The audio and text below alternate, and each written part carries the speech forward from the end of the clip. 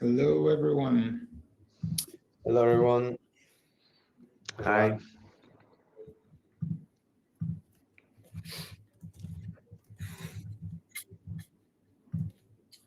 Maybe while we're waiting for people to join, we usually do a game in the beginning of webinars, so you can post in the chat where you're from.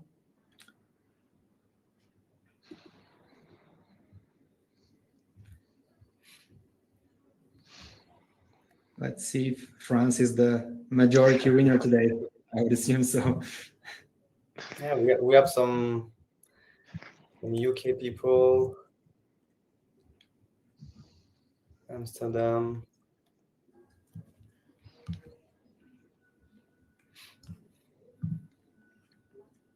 Ibiza. There you go. Okay. Summer place, summer location for now. That's it. That's great. That made an impression on the three of us. Yeah. Wishful thinking. Awesome.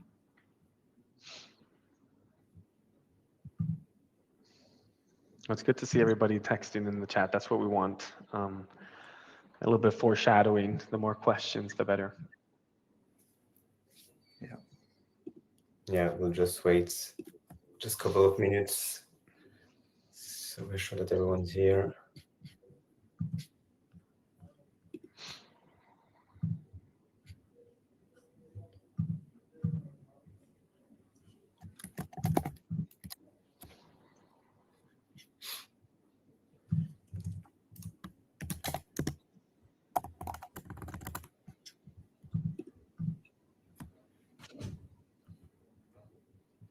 Yes, I know it's recorded.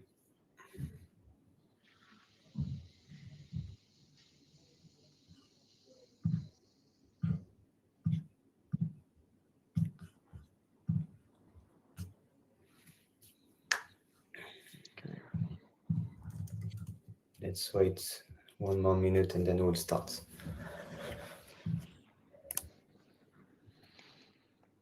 And where Baptiste, I guess for that last message, where can you see the recorded webinar once it's finished? Will that get sent via link to the email that you've used to register?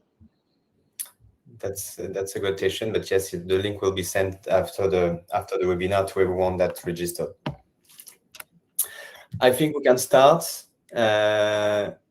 No, unfortunately, Miriam, it will be in English, but you can activate the translation. I will just explain to it just in a second. So, hello everyone. Thank you for being here. We're super excited to have you here today with the theme, everything your AP team needs to know about e-invoicing in France. It's coming soon, so that's the right timing. And today we'll host this webinar with Payhawk and Invopop, our platform agree in France and in Europe. So just before started, we will have a Q&A session at the end of the meeting, so you can ask all your questions on the right back side of the screen. If you have questions, so ask as many questions as you want, and please vote for the questions where you have an interest in, because we will first answer to the questions where you have the most voted. And finally, you can also translate in French or in other languages the meeting. So you have a caption tab on the screen. You can select the little arrow, and then you can select the right language for you. Donc, vous pouvez traduire notre webinaire aujourd'hui. Vous avez une petite table qui s'appelle Caption, traduction, et vous pouvez sélectionner le langage français ou un autre si besoin, avec la petite flèche qui apparaît. N'hésitez pas à poser vos questions du coup dans l'onglet questions en bas à droite et votez bien pour les questions sur lesquelles vous avez de l'intérêt, parce que nous allons commencer à répondre sur les questions où il y a le plus de votes pour que ça fasse du sens pour tout le monde. So today, our team is composed of Pavel Adziev, a principal product manager at Payhawk, specialist in accounts payable. And we have the Invopop team, Juan, the CEO and co-founder of Invopop, who will be joining us in a few minutes. And Aaron Niemeyer, invoicing expert at Invopop. Baptiste, myself, I'm an account executive at Payhawk, and I will be the moderator of the session. Before starting the little agenda, we have a poll for you guys that will appear on the screen. You can answer to it, and the question is, are your team ready for e-invoicing? So you can answer to the right one for your company.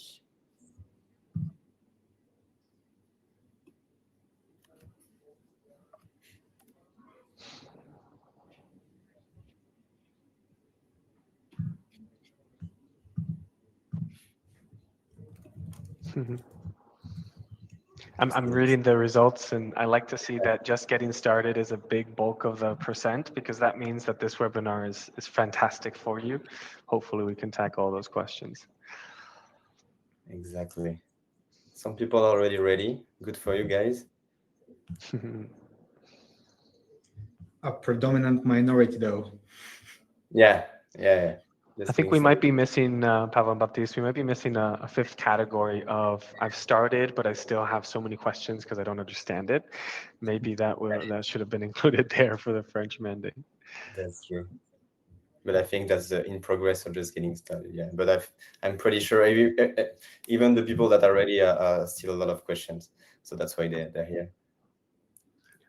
Okay, great. So we have a majority of people that are just getting started. So no worries, guys. That's in general the case with our clients and prospects in France. So the goal today, obviously, is to showcase you what is invoicing and how it will work, and also how it will work with Payhawk. So we'll have the first introduction that I'm finishing here. Then we'll start with invoicing in France, so la facturation électronique, RFE, how it works, the operational impact, invoicing providers option. Then we'll focus on e-invoicing in Payhawk and a live demo that will be done by Pavel. We will also share with you the learnings from Belgium and Poland, so countries where invoicing is already in place. And finally, we'll finish with a quick Q&A and the conclusion. So again, don't hesitate to post your questions on the right side of the screen so we can answer to it at the end of the meeting. Without further ado, we will start. So why are we here today? And I will let our friends at Invopop start with this session. Thank you, Baptiste. And thank you, everyone, for having us. Thank you, Payhawk, for organizing this webinar as well. Hopefully, and like I said before, hopefully this webinar is carried out in a way where we touch very briefly on some aspects of e-invoicing, and we really give you time to ask some questions so we can maybe dive a little bit deeper. And that's why we've just I guess, foreshadowing again, 30 minutes will be, let's say, explaining or giving insights, and then another 30 minutes of pure questions and answers. So please be active, like Baptiste was saying earlier, because those questions will then incite, let's say, deeper conversations, because it's really difficult to unpack not just France's e-invoicing regulation and legislation in 30 minutes, but also the broader scheme of e-invoicing in Europe and what's taking place. And I think that's where I wanted to start today, that you have to look at France as a bigger picture. It's a Europe, and what Europe is going through is a digitization of payments and reporting, and that's really what's impacting businesses at a lower level right now. Right, we already have many countries that are in live with their e-invoicing legislation, and what this means is exactly what you're reading on your screen right now. It's a transformation, a digital transformation of the way we see payments, the way we see transactions at a business or government level, and it's impacting B2G first, then B2B, and even B2C in many scenarios, as we're going to see with the case of France. Now, at a very pure, simple level, what is this digitization? What does it actually mean? Well, it's replacing, let's say, common documents, whether that's paper or PDF, with its or electronic equivalent, right? How do we make that electronic document? Well, it has to be structured. It has to be in a structured format. And that's really where you're going to be seeing those keywords of, UBL format, cross-industry or CII format, Factur-X as another format. In Germany, we have Ex-Rechnungs, etc. Those are simple names given to a structured way of organizing the same transactional details that you had on a PDF just in a more secure way, which gives you audit trail purposes, traceability, ability, archiving of that document as well. And that's all baked in to this new framework as we're seeing and we're experiencing, not just in France, but again at a broader level, right? So that new way of seeing documents means that it's machine readable, and that plays a huge difference on how we're seeing the interaction between businesses now versus in the future. We'll see this down the road, but sending a PDF via email, correcting that PDF and resending it, that now just kind of goes out the window. And we are going to be seeing a much more closed network or method of issuing, receiving, and editing those details with the looking eye in some cases of the tax authority of that country, because we're also sharing that data directly with their tax portals. Okay. Juan, would you like to add anything to those points as a brief introduction? No, other than apologizing for being late to everyone, but no, that's very, very clear. I think the key message there is, so PDFs can still fly around as informative documents, but the actual physical document, as you very rightly says, is something that looks like an XML, which has obviously a lot of advantages that we'll discuss in a minute. You're right. And one of those key advantages that is mentioned right there, right, is faster processing and more accurate processing, because now it's all structured. It can be pre-validated. It gives you more control over the data that you're receiving and sending. As we pointed out earlier as well, it's not just France. Take a look at this map very quickly, just to give a broader scape, a picture of the landscape that we're seeing with electronic invoicing. Yes, today's focus is in France and in particular in Europe as well, but we're seeing this change happen in Latin America, one of the first sets of countries to adapt to this new model. And then it came over to Italy, and then gradually expanded in different ways, but taking over Europe as well. Key years, it would be 2026 and 2027. So many headaches for the finance teams, because France is going live this year. Croatia recently went live. UAE, for many of you who have business operations there as well. And then next year, France with wave 2, Germany and Spain would be huge territories, as well as Estonia, and a slew of other countries that have other prorated mandates coming into effect this year and next. Now, to focus in particular on France, let me start by also saying that France's model is particular in many ways. So please apply a good dose of patience when trying to unravel and unfold the different points of this mandate, because it is quite complex from a technical and from a regulatory standpoint. But we've tried to summarize it into 5 main key takeaways.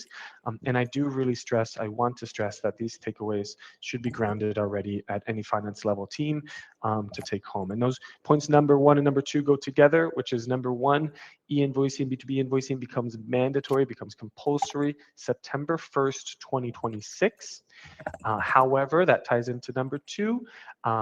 It only applies on the receiving end to 100% of the businesses, and on the issuing side to large businesses, large and mid-sized enterprises. Okay, so those are the first 2 points to really take away and hone in on.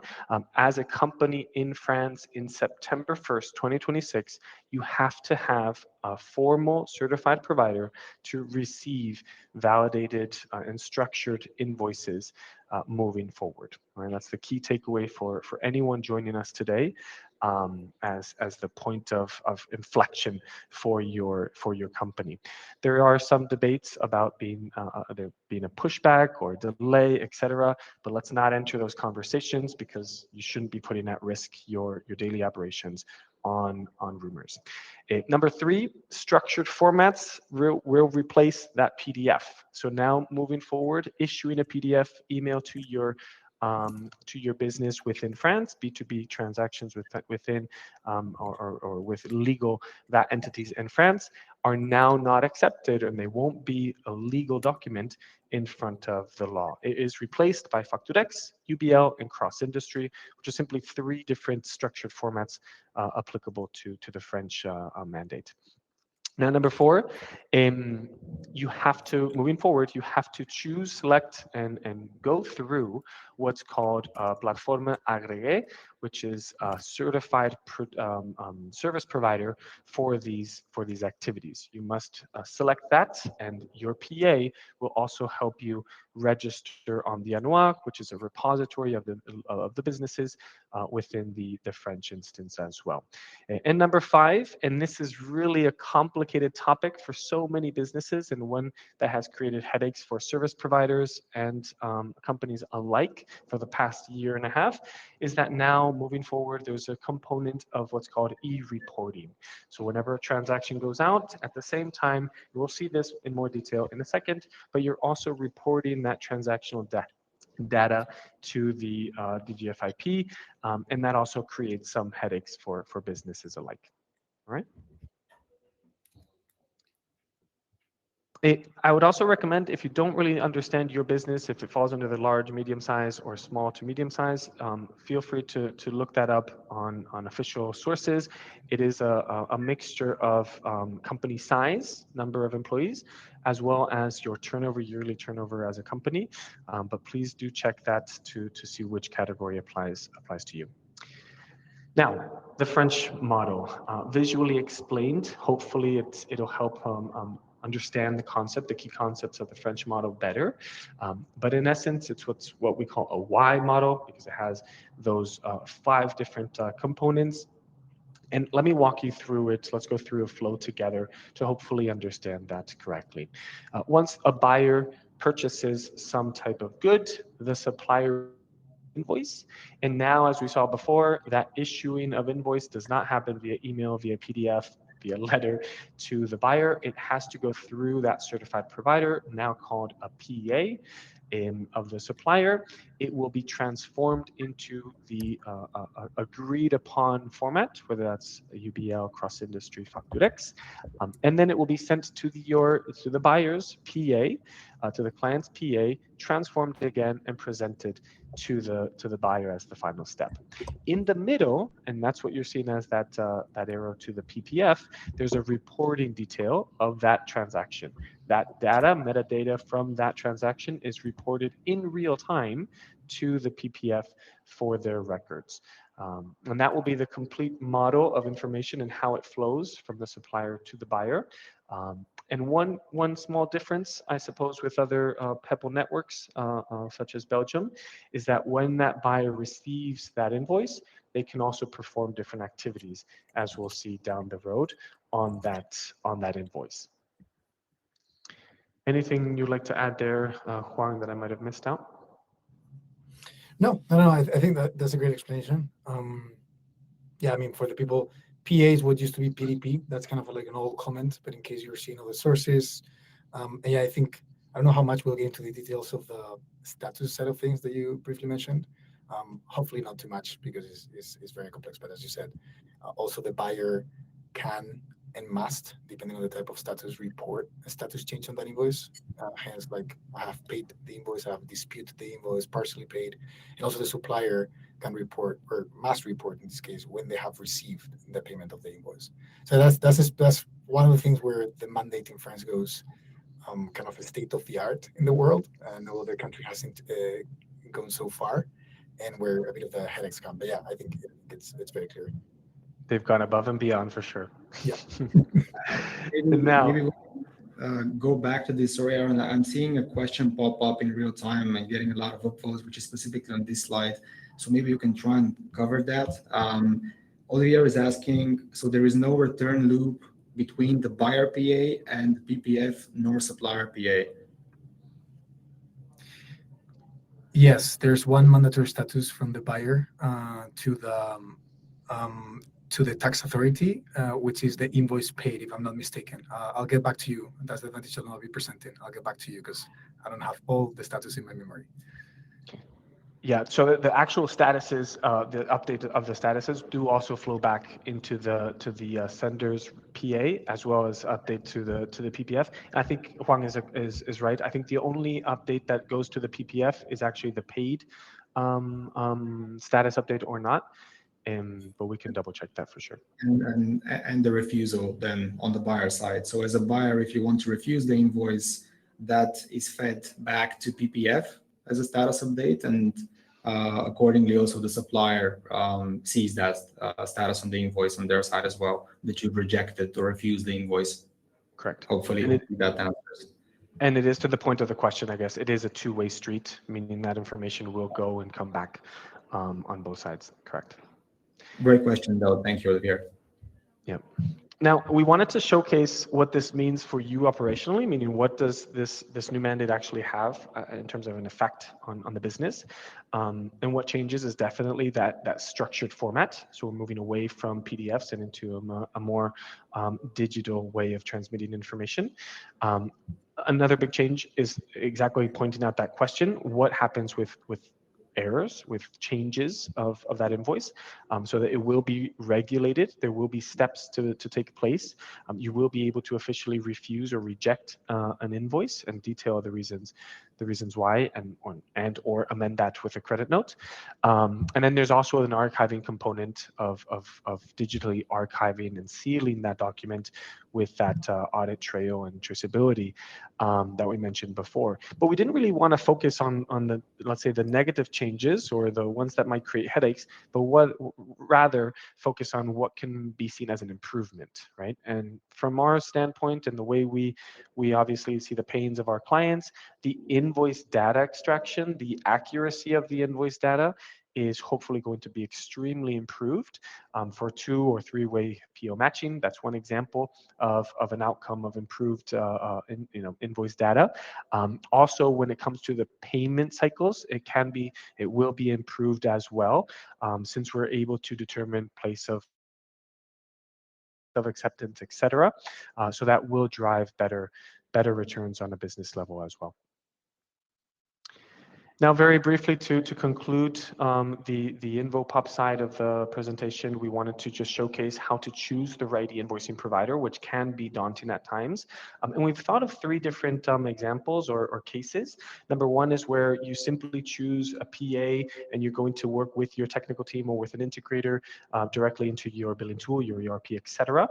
This is a fantastic route. If you do have those resources, it typically does require a pretty heavy lift from a technical standpoint to integrate those two seamlessly. And it can come with many complications if you're looking at a global project. I've worked on many global projects, and the headache was, that integration, keeping up with that integration when you have so many different mandates, structures, etc. It can become quite daunting. The third one would be just going through the traditional ERP, the tool that the ERP is building in-house. By far, this is the most difficult route to go down, because typically ERPs are going to cover one territory or a few territories, but they're not going to expand with you as your business expands. That's point number 1. And if they do expand, that expansion is typically going to happen very slowly, because that's not their core business, right? They have other areas of improvement to improve their own product rather than just improving this e-invoicing regulation. And then a third point to also keep in mind, which sometimes is missed, is that these regulations are alive, right? They will have, or they will suffer different modifications, version updates, etc. down the road. And sometimes those ERPs, those behemoths of companies don't have the resources to keep up with that, because, like I said, they're dedicating resources to their own product. And then the third option is going through a solution provider that has embedded an e-invoicing provider solution as its tool. This is the case with Payhawk. We believe it's a great opportunity to expand rapidly, because you are expanding with the business as well. And then you, as a user experience, are going to experience a much faster and, in a way, a less changing method to your daily routine. We're going to go to some examples of that in Belgium and Poland, which are already live, but it's something that might work very well with companies that are going through that large expansion across Europe. Now I'll let the Payhawk team take over for the Payhawk e-invoicing and Payhawk side. I don't see Pavel. Did we lose Pavel there? I think so, but yeah. My browser chose to crash right in the last moment, or I actually have to speak on timing. Anyways, thank you everyone again for joining. So I'm finding it really interesting to navigate that whole industry shift. And thank you, Aaron, for like the overview of not only what is changing, but also what doesn't, because something that I see consistently misrepresented maybe is that we're overestimating the impact of actually how the invoicing mandate is affecting us. Yes, it's a big thing. It's changing how we receive invoices and how we send invoices, but in reality, a lot of things still remain the same, and we can navigate around that. And this is where in Payhawk, we're trying to position as your best partner to do that, really. And our strategy has been not to chase being registered ourselves as a PA in every specific region we operate in. We instead decided to partner with Invopop to provide you with a truly global solution so that we can scale rapidly, evolve with the changing mandates, and ultimately give you an all-in-one platform where you can register in PPF, where you can receive invoices, both for card payments and for bank transfers, and do it all in the same system, regardless of which country you're operating in.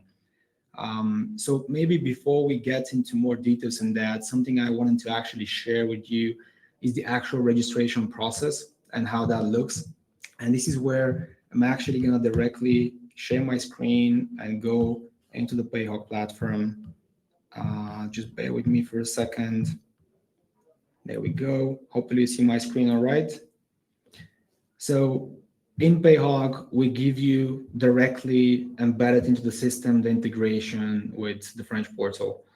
Now, Payhawk, as a company, we have 10 plus entities all across the globe. France is actually the first country in which we operate where we need to accommodate an invoicing mandate. And this is what that would look like if we had to do that now. Actually, we are going to do that now. So I'm just going to quickly switch over to Peppol's public directory, where you can see that right now Payhawk is actually not registered. And hopefully here my colleagues are going to pop up also the Peppol directory URL on your screens. There we go on the bottom left. So if you want to, you can actually go ahead and follow the process and how this happens in real time.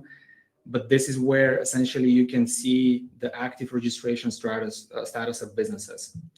So going back to the integration, what does it actually do?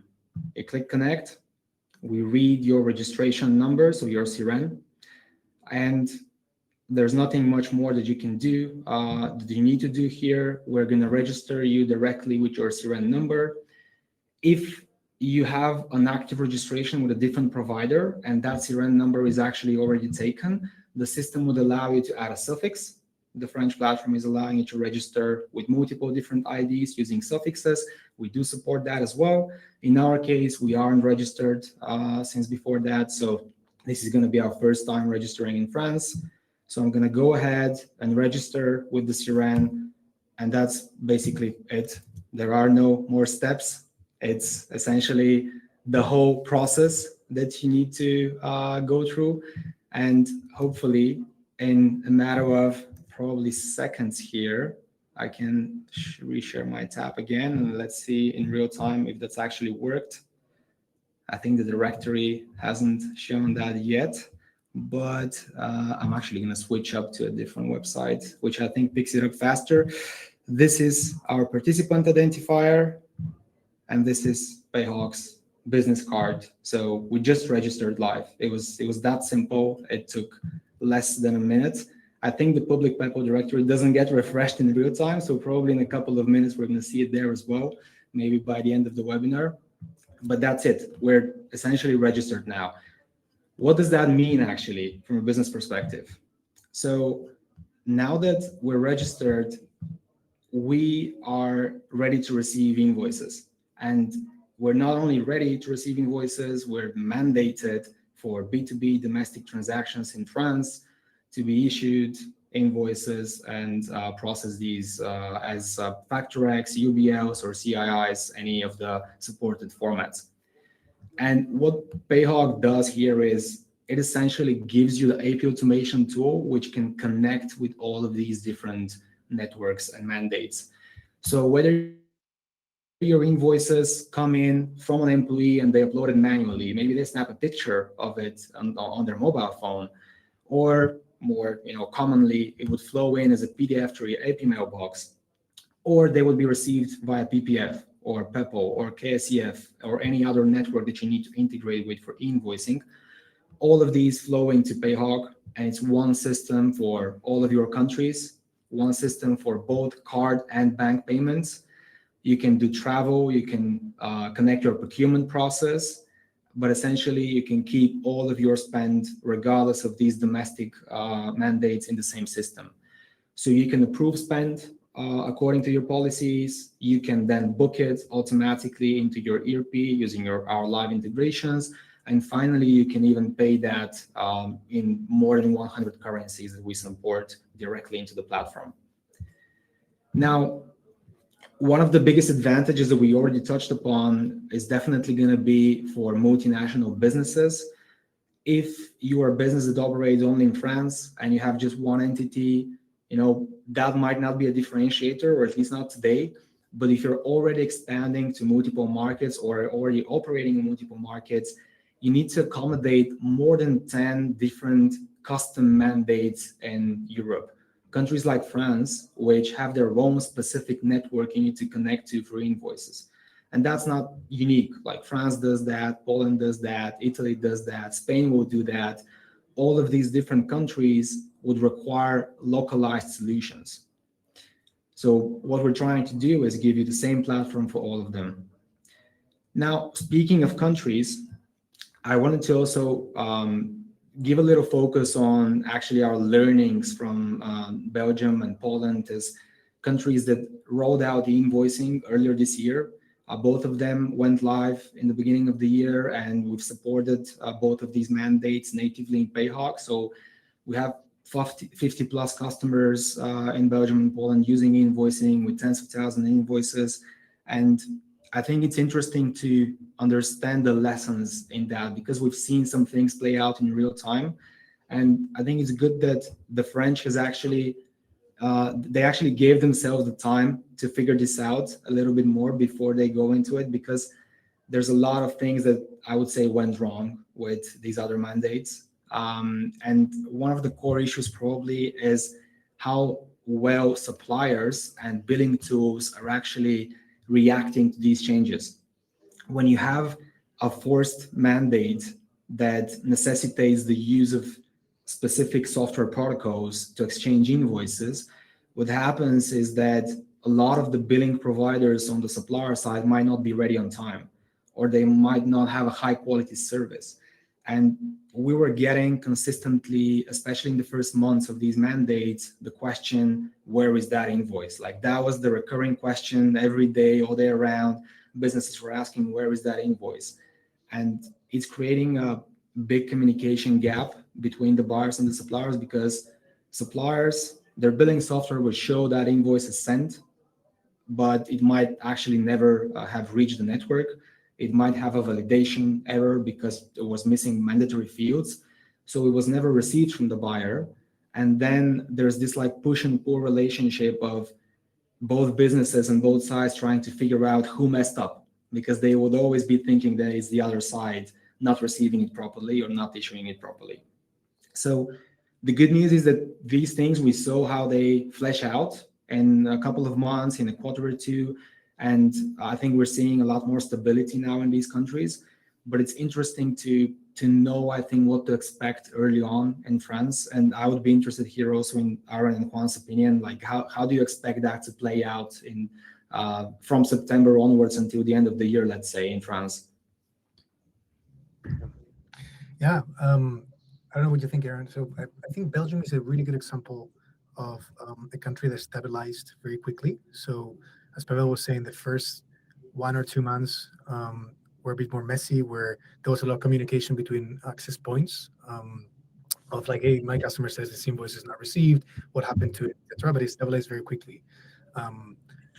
France, it does have a bit more complexity, but I'm very optimistic. Again, in the end, this sounds almost hard to believe for like a whole economy, but there's just like 80 or 100 access points. So the few edge cases we find, we communicate with each other, we find the invoice, fix it, and stabilizes quite quickly. So I'm very optimistic. Some people from my team were yesterday and the day before in the Peppol conference in Brussels. Obviously, the Rockstar were friends because they're coming live very quickly, and they are very, very bullish on the fact that they will go well. And they've been working on it for very long. So I'm very optimistic for this mandate. Yeah, I would also add that in I guess the core difference between Belgium and other territories actually and France is that France has done a really good job of being very meticulous with their specifications. So for instance, having that obligation of everyone going live on the AP side hopefully will eliminate some of those errors that we were seeing in Belgium or lost transactions, because in theory, right, all those companies have to before the deadline. But as with any serious technical adaptation, there will be a transition period. I think that's something that companies should be very realistic that they will be going to live through. In the case of Belgium, from a company perspective, we saw many of our clients, they were already issuing those invoices on the Peppol network. They were following protocol as they should, and at the same time, they were still sending the PDF flow. They were still sending that email, because even though that they knew that it didn't have any legal validity to do so, they felt comfortable because it was what was known, and they could guarantee that their client was receiving that invoice, right? So there are ways, and you will see companies taking several different steps or actions that, even though they fall outside of that, let's say, the legality, it will ensure that the payments keep going, the business keeps growing, and we don't run into any serious issues. But as with any country, I think you can look at all the countries in Europe and their adaptation of the invoicing regulation. It's all been slightly different, and hard to, let's say, anticipate this precise bottlenecks that we see in every scenario. Yeah. I think another thing which was very interesting to me was how businesses were managing their division of their AP process in different providers and different tools. The common example, considering Payhawk is coming from a cards and expenses background, the common example we see is a customer is using us for cards and they're using something else, some other platform for AP. And in Belgium, that worked out terribly because with Peppol, there was not a native way for you to have multiple Peppol IDs. There is a hack where you can essentially register once using your tax ID and once using your IBAN, for example. So you end up with these two Peppol IDs, which you can give to your suppliers so that you can have them send the invoice in the right platform for you. But the real world, suppliers don't really care. Their billing tools don't usually surface that Peppol ID which is being used. So all the billing tool does is it sees the customer, it sees their tax ID, and it sends the Peppol invoice. Now, France is actually adding an aspect on top of that, which is the suffixes. So they're doing it more natively. They seem to have considered that in advance, that businesses might need multiple IDs. But I'm wondering, will suppliers care again? Like, will this time actually that concept work out where the supplier can be the responsible party for you to get the invoice into the right system? I don't know, Aaron, Juan, what do you expect on that one? Before we answer that question, let me just highlight one that Wenli posted, because I think it pairs very nicely. Juan, I'll let you answer Pavel's question, but basically Wenli is asking, can a company have multiple PAs? That's essentially what the question is about. The quick answer is yes, you can have different PAs, as many PAs as you wish, actually. Each PA will be registered or register you as a business on the envoice, on the repository, and then you will have to indicate based on that SIREN and code which one to use for that specific flow. So the short answer is yes, you can have multiple PAs for the different tools that you're using on AR and AP. Yeah, and to link to that and to Pavel's comment, so I always use the same example. You've heard it many times already. The Peppol access point ID, the Peppol ID or the annual entry ID, the identification, is just basically substituting the email address. So you already operate this way. You have one or several email addresses where your vendors are sending invoices, or it could be their portal, but that one entry point or n entry points already exist. So that problem already exists.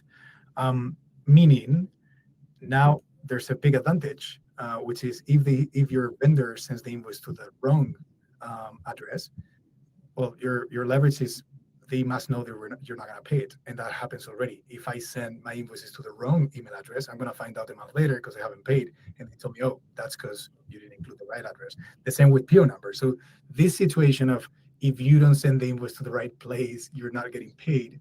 It's basically already bread and butter. It already happens. There's one advantage though that France has in Belgium didn't have, which is if you receive an invoice in the wrong address. So imagine you're using Payhawk and I don't know, another solution, another method for some other workflow in your AP flow. You could reject, and you receive an invoice that should have gone to Payhawk because of your process in the other place, right? You can reject it there, and that is a native status. So you reject it there, and the vendor knows, oh, they've rejected an invoice.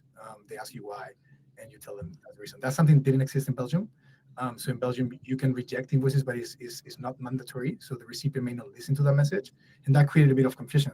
But in France, luckily, and that goes also to the comment I put in the chat, the refusé, and sorry for my French, it's a manda is which we translate to decline. It's a mandatory status that the vendor must be able to listen to, and the PPF will know about. Okay, maybe before we get into the Q&A, just a quick announcement to everyone in the webinar. As of right now, the PPF integration is live in Payhawk.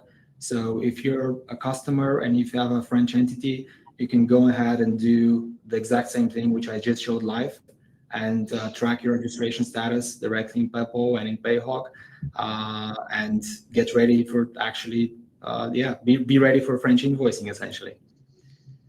So with that being said, maybe we can kick off the Q&A, Baptiste. Yes, so thank you for all of your questions. Don't hesitate if you have more. Let's start with so we are already answered to the first ones. We have a question from Jane. Will this change the way that we complete our VAT returns? No, unfortunately not. The only thing is the tax authority will have even more information about what has been reported from you and potentially from your customers, but it is not changing the way the VAT returns work. That is the dream of invoicing, of at least have pre-filled VAT returns, because the tax authority should have all your information anyway, but so far we're not aware that the form they have reported. I guess the answer for that is not yet, maybe in the future, but not at the moment. Well, so Italy went live with invoicing in 2019, and only this year they introduced a kind of like a pilot for pre-filled VAT returns. So yeah, if you project that, maybe in a few years we will have that. Thank you, guys. Next question from Rija.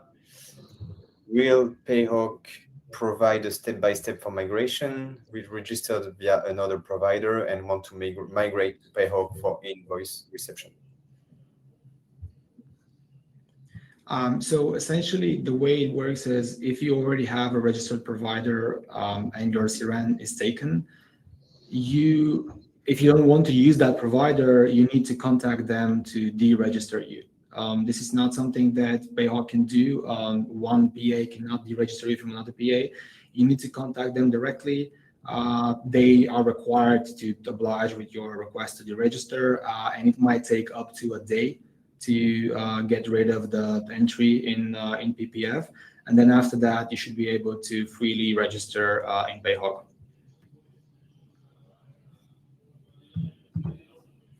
Thank you, Pavel. Next question from Damien. Could you show us a demo with an invoice that is rejected by the PA? Where are the status? I could. It's not going to be very interesting though, because basically what happens is when you reject or delete an invoice in Payhawk, we under the hood send a refusal status in PPF. That's it. There is no extra step. We've natively plugged it into your AP workflow. So the same way that with Payhawk, you would anyways reject an invoice or delete it if it's illegitimate.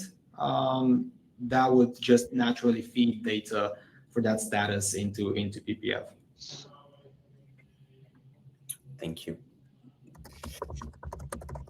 Another question from Olivier.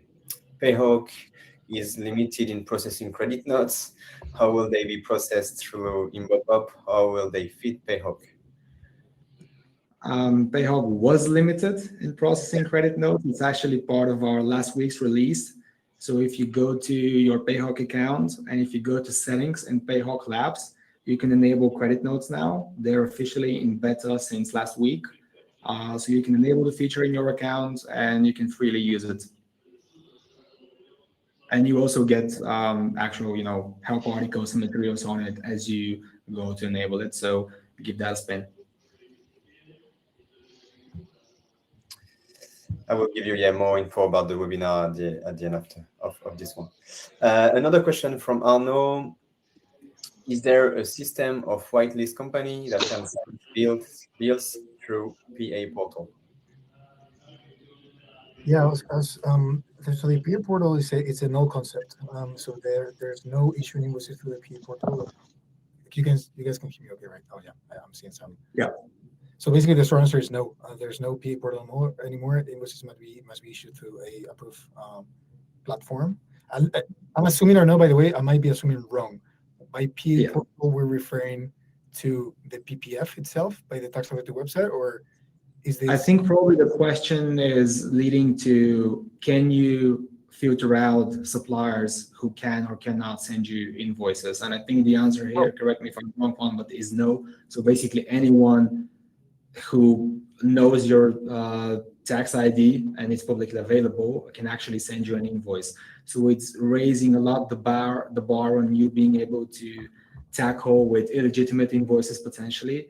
And this is why France actually, unlike other countries, they've employed that refusal status, which is really important and mandatory, so that if you refuse an invoice because it's illegitimate or it's for a service you haven't been provided in reality, that status gets updated in PPF that invoice is refused. Yeah, so I think reading it again, that's where the question is coming from. I'll go back to my example. It's again the email. You can always try to send an invoice to bills@carrefour.com, and that probably exists. But you have one advantage here. You can trace who the sender is. It's not like email. You can actually say. So it's for fraudster, it's a bit harder because they are authenticated when they send an invoice. Thank you. Another one from Laetitia. If we have, I can't put live, but if we have an European entity with a French VAT number but no permanent establishment in France, are we in scope for the e-invoicing requirements? This is a very hard one. If anyone wants to take a stab, this is for tax advisors. So I answer it on the chat. So the short answer is e-invoicing outside of the scope, e-reporting. If you have a not a permanent establishment number, it may, depending on whether the transaction is considered to be in France. So that is one where I really would advise you to triple check with a tax advisor.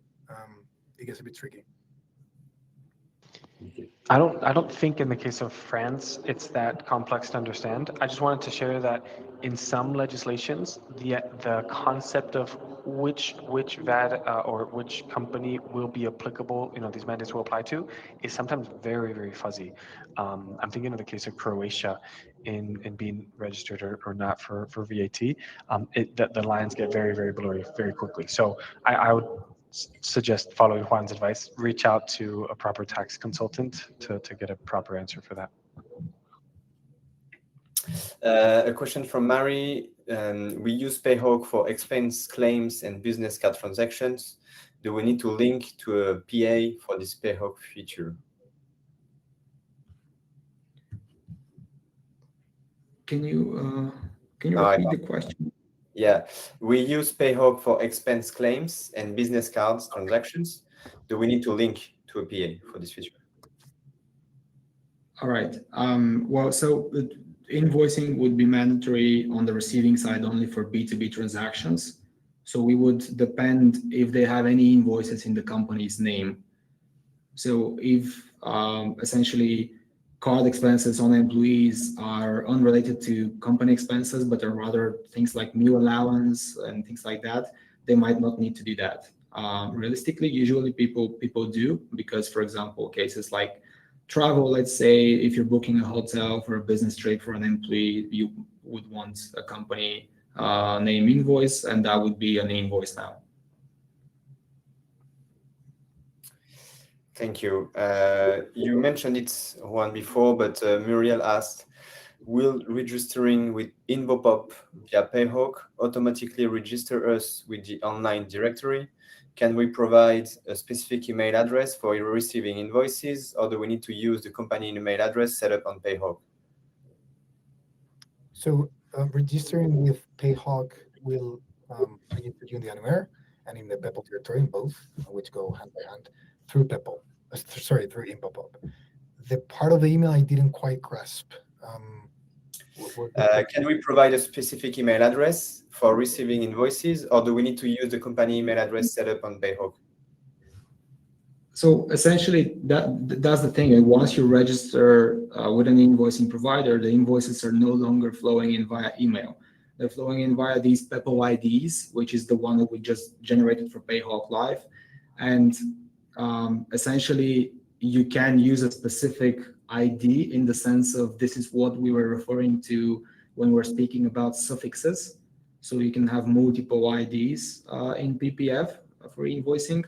But normally, like your core one would be a copy of your tax ID, and that's what suppliers would use to send you an invoice.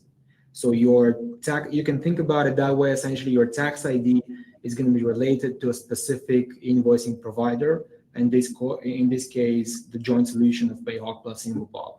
And that's where, if a supplier were to issue you through PPF an invoice based on your tax ID, then you would go through Invopop to Payhawk. Hopefully that answers the question. Thank you, Pavel. A question from Dora. Will you demonstrate how electronic invoices are displayed in Payhawk and explain if the invoicing addresses SIREN will be stored as QR codes within the application? I think we probably wouldn't have the time now to go into a live demo, but essentially there's two ways for you to receive an invoice. It might be a plain XML file, or it might be an XML embedded into a PDF which the supplier sent you. In either case, the end result is that in Payhawk, you're going to have one bill, which the document for is one PDF and one XML. The XML is the source of truth. It's what is also registered into the French portal. And the PDF is purely for visualization purposes. If the supplier sends one, we're going to show that one. If they don't, we're going to generate one from a template using the invoice data. Now, regarding the question about the invoicing addresses, the SIREN, if they will be stored as QR codes within the application, Juan, how do you read that question? I was questioning, there's one thing I can think of is in Italy, it is common for people to show a QR code that basically it's a way to scan and get their codice fiscale, which will be the equivalent of the but that doesn't exist in France. I was discussing with a customer recently. It would be nice if someone came up with that, but that's the Italian standard. So the short answer is no. To be frank, I haven't seen it in any other country. It's a neat solution whereby you go to a restaurant, you can show a QR code, they scan it, and that gives information of your Peppol address, which in Italy is called codice fiscale or codice destinatario. So for answer, I think no one there's something we don't know here. And in theory, that would work. Meaning you could technically build a QR code with your details, your business details. Yeah, no, but the issue is if again, this is a hypothesis that we understood the question correct. So if someone on the chat can let us know if we're hypothesizing here, it's not to reality. you would need basically all vendors around the world, around France, to be able to read that QR code and interpret it correctly, which is what happened in Italy. The whole country got together, and you go into a restaurant, the POS has a reader that turns Right. I think we can probably take Italy as an example of what mature invoicing looks like, because they've had that since 2019, and that's why they have usability features like that, essentially. And I imagine that France is probably going to do something like that as well. It's just, I guess, not a priority zero topic, but you can see it already that mature mandates like Italy, where they have invoicing even for B2C transactions, it's really common. Like people in Italy, they always like basically use a QR code. Like they go to a restaurant, they give a QR code so that you can issue the invoice to the company. And it's really common. So I imagine we're going to get there as well. Okay, we have another question from Suine. How can we pay 30% of an invoice or 50%? Example, total is €1,000, but I want to pay 300 and register the invoice at 1,000. Is that possible? Pavel?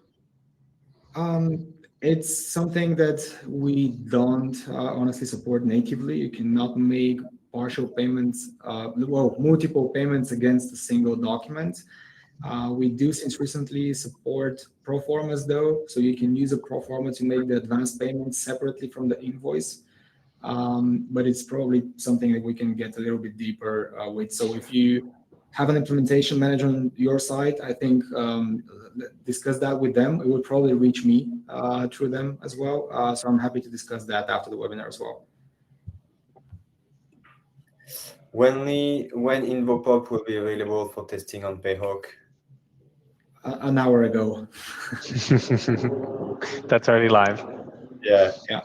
Pavel just showed it before. From Rija, again, hi guys. Conto told me they can't register my company. Are they lying? Juan, I'll let you enjoy that one.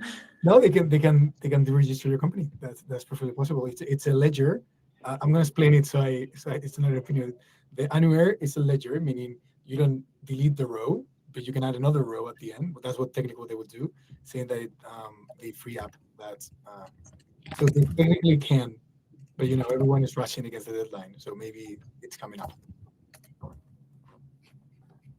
So you should ask them again. Yeah. How do we know a bill is legit, meaning an employee bought the services or goods, if the information is in the bill? Yeah, I think it's what we already discussed. You have the same problem today if someone knows your email address for AP invoices. Invoicing is changing that a little bit because there's no email now. It's a different mechanism, but the core problem stays. You can receive an invoice which is illegitimate, and you need to have the right approval process in place before you actually book and pay that invoice. That doesn't change. The only benefit now is that the company has to register on the envoice. It should be a legit VAT ID. So hopefully those measures will eliminate that. Yeah, that's a good point, because in Belgium, that wasn't the case, actually. You don't need to be registered to issue an invoice, but in France, you are. So hopefully it actually brings these cases down rather than adding a problem, as Aaron said. But I mean, time will tell, I guess. Okay, guys, time is flying, so we have a minute left. I guess that some people have a hard stop. Thank you for all your questions. We try to answer to the ones unanswered a bit later after the invoicing, so you will receive your answers. No worries. September 1 is only 75 days away. With the holidays incoming, time is flying. So if you're a Payhawk client, your invoicing setup takes minutes, as Pavel just showed during the webinar. You can activate it now from settings and then integration, or you can contact your implementation.